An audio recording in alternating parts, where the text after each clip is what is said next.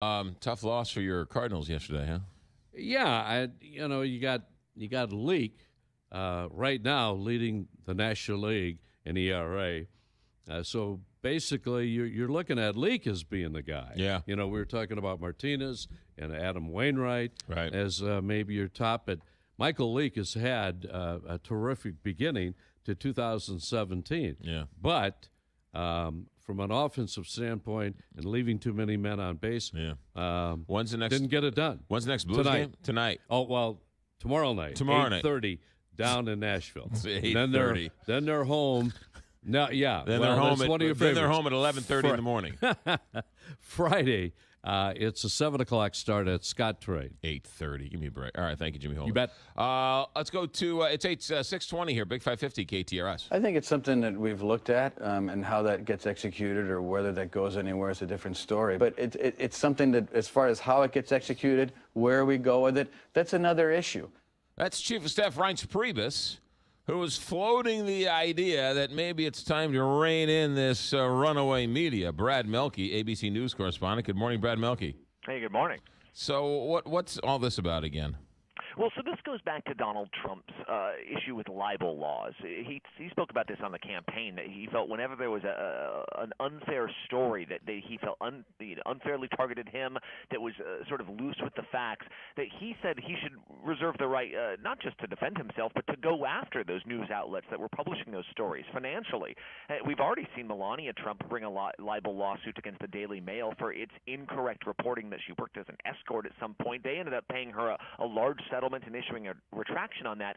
But as a public figure, remember, public figures are held to a rather high standard when they sue media organizations because of the First Amendment here. You have to not only prove that the news organization got it wrong, but that they had malicious intent, that they were trying to take you down with inaccurate reporting, and that they did it to really harm your reputation. That's a very high standard, and to change things about this, you would have to change court precedents. That means that you would have to get a constitutional amendment passed. It would be very difficult. What's interesting is that we're all our own news organization, and he's got more Twitter followers that some newspapers have readers. Would he then fall under this same libel law change? Well, he's actually mentioned that in the past, that he's had lawyers who said, listen, Mr. Trump, you might not want to change libel laws since you go after people yourself often without a whole lot of facts to back you up. That was a joke of his during the campaign. He has not really made mention of it yet, and Reince Priebus did not talk about that yesterday. But there is this sense that, if you're going to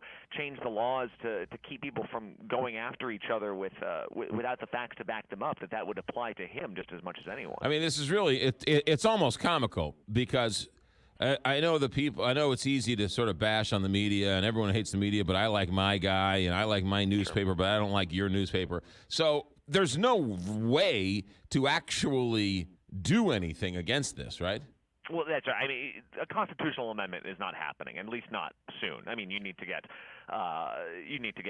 huge majorities in the House and the Senate. Then you have to have each state do its own votes and things. I mean, things like this don't happen very often.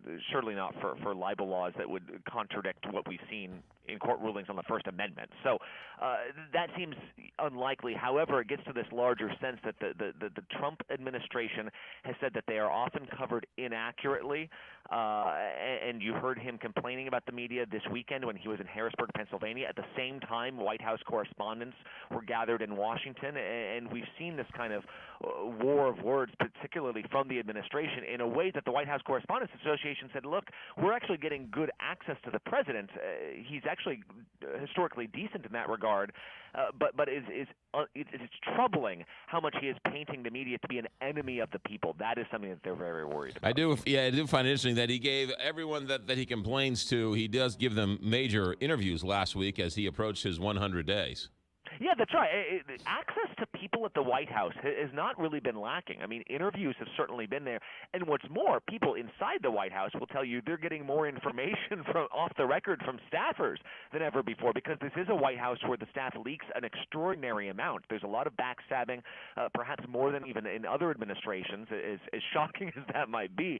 And so, when a story breaks, there's immediately a staffer who wants to tell you sort of their side of it. So we're not lacking for information. I do think that the White House press corps is worried that they're being painted as not doing a service to Americans. And I think that's what most of them genuinely believe they're doing, is providing the most accurate picture they can of what's happening in the White House. Every president that I've been alive for has had issues with the press. That's how the system works, right? A adversarial relationship between the White House and the press corps.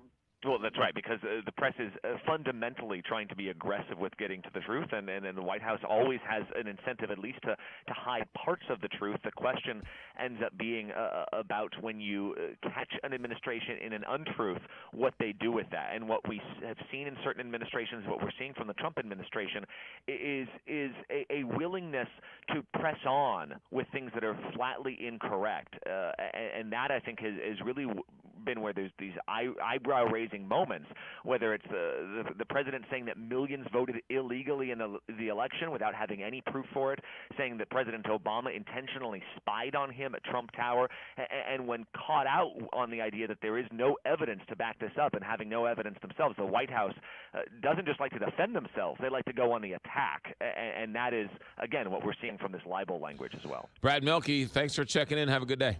Thank you. 625, Big 550, KTRS. Scott Crothers will have the markets. Ryan Burrow is going to follow that story. Why is Mark Zuckerberg having a nationwide tour, sitting down with regular Americans and bringing the press along to cover it? Oh, yeah. Don't we hate the press? Oh, wait a minute. No, we don't. Yes, we do. No, we don't. Yes, we do. Plot thickens. Also, the audio of the day just might be a funny joke from the White House Correspondents' Dinner. That's next, 626.